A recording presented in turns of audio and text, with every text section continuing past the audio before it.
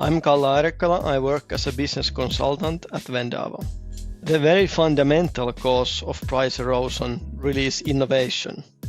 As new products and services and improvements to current offering get introduced to the market, that creates a price pressure for all the other existing alternatives.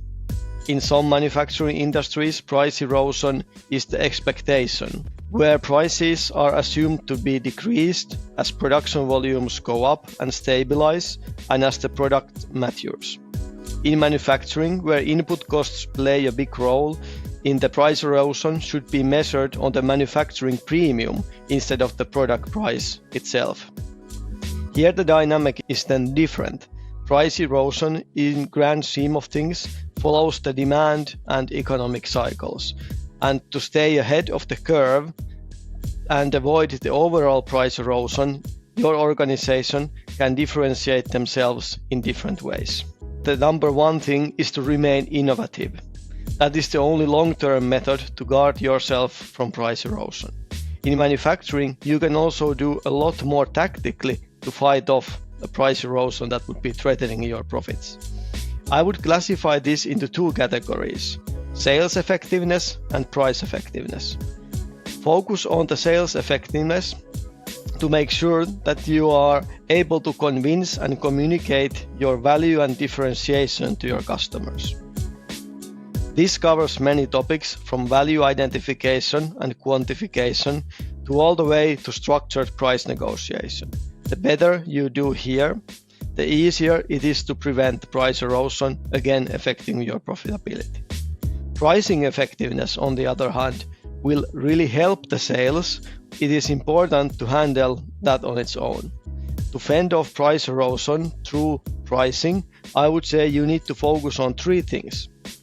Make sure that you consider your customers' value perception in your pricing and ensure that the pricing is logical all the way across your product portfolio.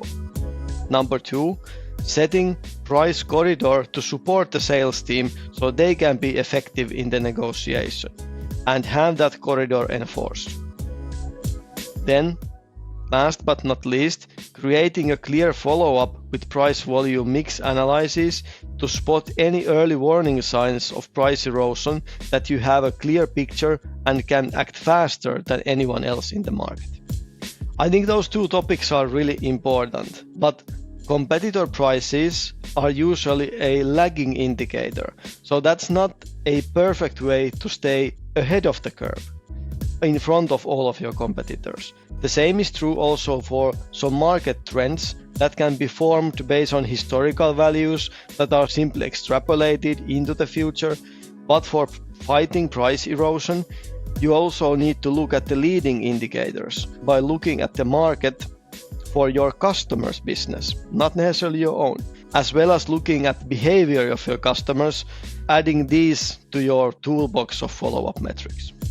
For value alignment, there are several approaches, and you need to select the one that is most suitable for your type of manufacturing industry. Whether it be setting value-based prices for your products, using base price plus value differentiators based on customer, or identifying value differentiators on top of market prices. All of these may work, and you need to figure out what's the right way for exactly in your case. For sales guidance, there is a clear best practice setting the guidance for each offer on a granular level. Again, data availability is usually the biggest constraint on how sophisticated you can be. But remember to start this process, even if it means that in the beginning you would use more simplistic model.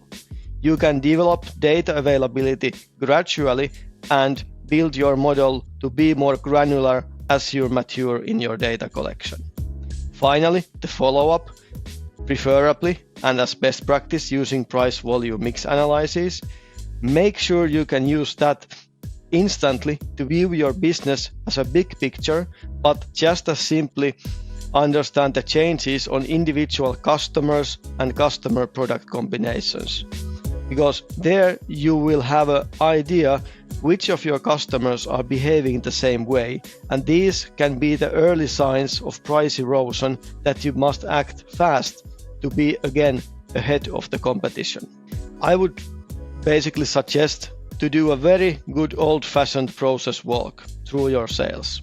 That usually reveals where your sales teams are spending their time. Many organizations can improve the efficiency through having more digital and integrated sales process, making it easier and faster for sales teams to create the offers, the documents needed, so they can really focus on the customer interaction. And I think that is exactly what all organizations should do.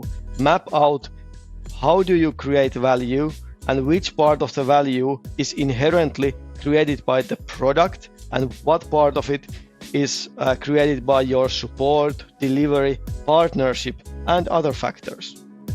And this then really enforces the necessity to innovate and innovate throughout all of your business processes, not only on product development, but how you interact with your customers as a whole. Because the most innovative companies will always have the edge on the other ones in the market, and they will have the price premiums, whether they get those from the product or the other services or the business model they are running on.